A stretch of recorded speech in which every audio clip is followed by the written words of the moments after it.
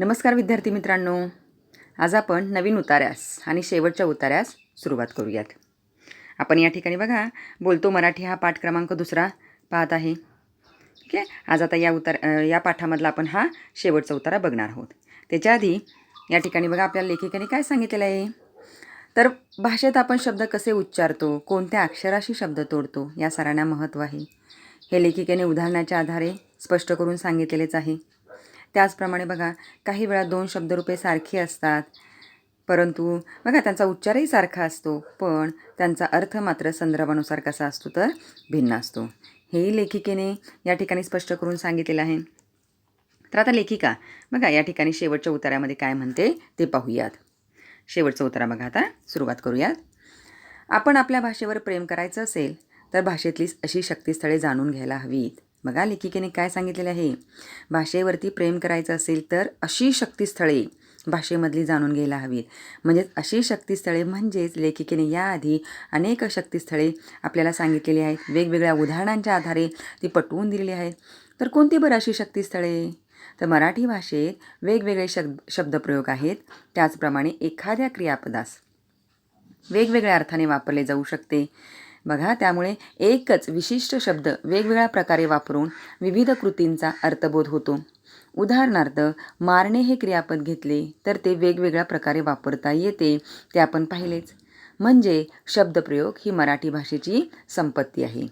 त्याचप्रमाणे अनेकविध वाक्प्रचार, म्हणी, अलंकार, सामासिक शब्द ज्यांच्या वापरामुळे साध्यासुध्या म्हणजे जी साधीसुधी वाक्य असतात त्या साध्यासुध्या वाक्यांनाही अलंकृत करता येते, सौंदर्य प्रदान करता येते.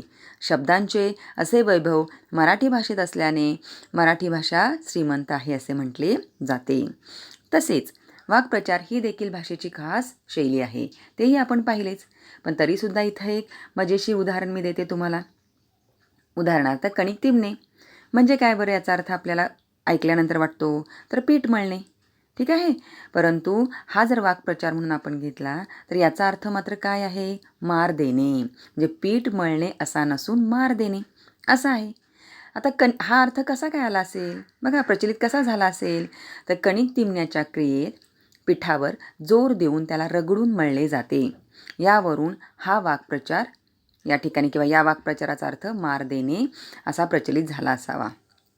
या वैविध्यामुळेच भाषेचे सौंदर्य वाढते. ठीक आहे. म्हणजे बघा बरं या ठिकाणी हा अर्थ समजला कशामुळे आपल्याला? तर त्या शब्दाची आपण उत्पत्ती शोधली. आता उत्पत्ती शोधण्याचा मार्गसुद्धा म्हणजे या शब्दांची उत्पत्ती शोधण्याचा मार्गही लेखिकेने आधी सांगितलेलाच आहे, शब्दकोश. बरोबर. म्हणजे या शब्दकोशाचा आधार घेऊन व्याकरणाचा अभ्यास जर केला तर भाषेवरती आपल्याला नक्कीच प्रभुत्व मिळवता येते. ठीक आहे.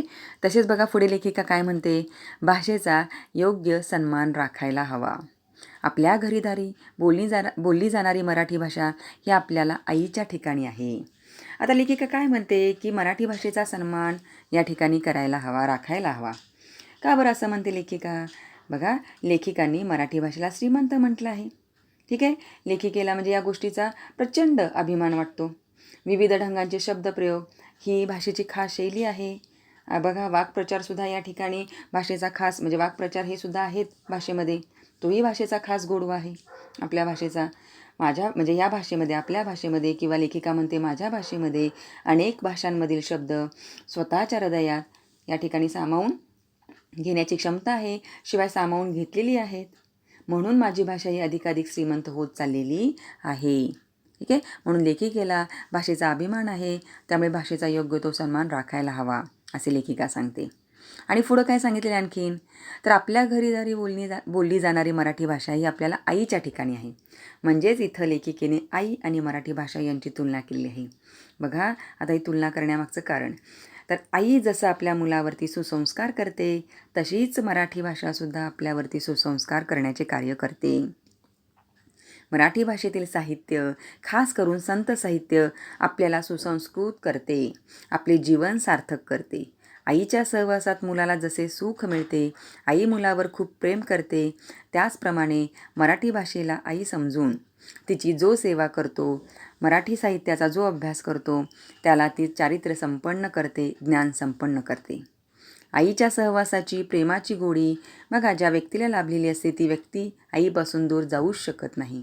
अगदी त्याचप्रमाणे मराठी भाषेच्या सहवासात राहून जो तिच्या प्रेमाची गोडी चाखतो त्या व्यक्तीला सतत मराठीचाच अभ्यास करावा आणि तिच्या प्रेमात डुंबत राहावे असे वाटत असते. बघा किती सुंदर उत्कृष्टरित्या इथं लेखिकेने सांगितलेले आहे. ठीक आहे, म्हणजे ह्या मराठी भाषेने आपल्या भावजीवनाला आकार दिला आहे, आपल्या भावना व्यक्त करायला आधार दिला आहे. म्हणजे इथं आपले नाते तिच्याशी जिव्हाळ्याचे पाहिजे, आपुलकीचे असायला हवे, त्यासाठी तिचे ज्ञान आपण मिळवायलाच हवे. पुढे आणखीन लेखिका काय सांगते, आपली भाषा ही हवेसारखी आपल्या आत बाहेर असते. आता आपल्या म्हणजे इथं लेखिकेने कुठलं म्हणजे उपमा दिलेलं आहे आपल्या भाषेला, तर हवा. मागच्याही उतार्यामध्ये आपण बघितलं होतं, लेखिकेने एक आपल्या भाषेला उपमा दिली होती. कोणती बरं? नदीची. आता इथं हवेची, म्हणजे हवेशिवाय आपण जगू शकत नाही. हवेला आपल्या जीवनामध्ये अतिशय महत्त्वाचं स्थान आहे. त्याचप्रमाणे आपल्या भाषेलासुद्धा आपल्या आयुष्यामध्ये महत्त्वाचे स्थान आहे. तिचे महत्त्वाचे स्थान कायम ठेवायला पाहिजे. बघा आता पुढे आणखीन लेखिकेने उदाहरण दिलेलं आहे. उदाहरणार्थ, आता पाऊस पडत आहे. पाऊस पडणे या घटनेविषयी 2 वाक्यातून कशी 2 प्रकारे प्रतिक्रिया देता येते ते पहा. आता पहिल्या वाक्यात काय, पावसाने स्वतः जातीने हजेरी लावून वनमहोत्सवाला दाद दिली. आणि दुसऱ्या वाक्यात काय बघा, सकाळी सकाळी पाऊस आल्यामुळे माझ्या मॉर्निंग वॉकच्या बेतावर पाणी पडले. आता ही 2 वाक्य बघा, दोन्ही वाक्यांमध्ये पाऊस पडतोय, परंतु पहिल्या वाक्यामध्ये मात्र आनंद झाला आहे आणि दुसऱ्या वाक्यामध्ये मात्र वाईट वाटलेलं आहे. का बरं असं? पहिल्या वाक्यात आनंद का? तर इथं वनमहोत्सवाचा कार्यक्रम चालू असताना तिथं पाऊस आलेला आहे. म्हणजे पाऊस तिथं स्वतः जातीने हजेरी लावतोय, बरोबर आहे. म्हणजे त्यानं त्या कार्यक्रमाला प्रोत्साहनच दिलेलं आहे. ठीक आहे. आणि दुसऱ्या मात्र उदाहरणामध्ये बघा, आपण सकाळी सकाळी उठलं म्हणजे ठरवत असतो, चला आता मॉर्निंग वॉकला जाऊया, जाणार आहे, किंवा रुटीनली जे आपलं असतं आहे त्याप्रमाणे आपण उठलेलो असतो, बरोबर. मात्र बाहेर पडणार तेवढ्यातच म्हणजे पाऊस येतो. मग आपण काय म्हणतो, आता या ठिकाणी पाऊस आला, आता मी जाणार कसं, बरोबर आहे. म्हणजेच इथं सकाळी सकाळी पाऊस आल्यामुळे मॉर्निंग वॉकच्या बेतावर पाणी पडले, त्यामुळे आपल्या म्हणजे उत्साहावरच पाणी पडल्यासारखं झालेलं आहे, आपण नाराज झालेलो आहे. म्हणजे इथं 2 ह्या वेगवेगळ्या प्रतिक्रिया आपल्याला पाहता येतात, बरोबर आहे. अशी अनेक वाक्य तयार करता येतात आणि त्यातूनच भाव खुलत जातो. भाषा अशी आपल्या मनातले भाव सूक्ष्मपणे सांगायला मदत करत असते. त्यामुळे तिचे अर्थसौंदर्य कळल्यावरच आपण लाभले आम्हास भाग्य बोलतो मराठी असे कविवर्य सुरेश भटांचे शब्द उच्चारायला खऱ्या अर्थाने पात्र ठरू हे विसरून चालणार नाही. म्हणजेच काय बघा, आपण सर्वजण सतत एकमेकांना काहीतरी सांगण्याचा प्रयत्न करतो, म्हणजे आपले मनच आपण इतरांसमोर प्रकट करत असतो. याचा अर्थ कोणतीही भाषा म्हणजे ती बोलणाऱ्या माणसाचे मन असते. आपले समृद्ध जीवन आपल्या भाषेत व्यक्त होते तेव्हा ती भाषा समृद्ध होते. बघा, जेव्हा माझे मन मी अगदी बारीक सारीक तपशिलांसह माझ्या भाषेत व्यक्त करेन तेव्हाच या ठिकाणी ती भाषा काय होणार आहे, समृद्ध होणार आहे. अशा प्रकारे मन व्यक्त करण्याचे सामर्थ्य माझ्या भाषेमध्ये नक्कीच आहे. माझ्या भाषेत खास मराठी वळणाचे शब्दप्रयोग आहेत. बघा लेखिका काय सांगते, वाक्प्रचार ही तर माझ्या भाषेची खासियत आहे. अनेकदा एकच शब्द अनेक अर्थछटा सहज प्रकट करू शकतो. माझ्या भाषेत अनेक भाषांमधील शब्द सामावले गेले आहेत, त्यामुळे मी माझे सर्व भाव खुलवून मांडू शकतो, सूक्ष्मपणे मांडू शकतो. इतकी माझी भाषा श्रीमंत आहे, हे माझे भाग्यच आहे. बघा, अतिशय उत्कृष्टरित्या इथं लेखिकेने मराठी भाषेमधील अर्थसौंदर्य उलगडून सांगितलेले आहे.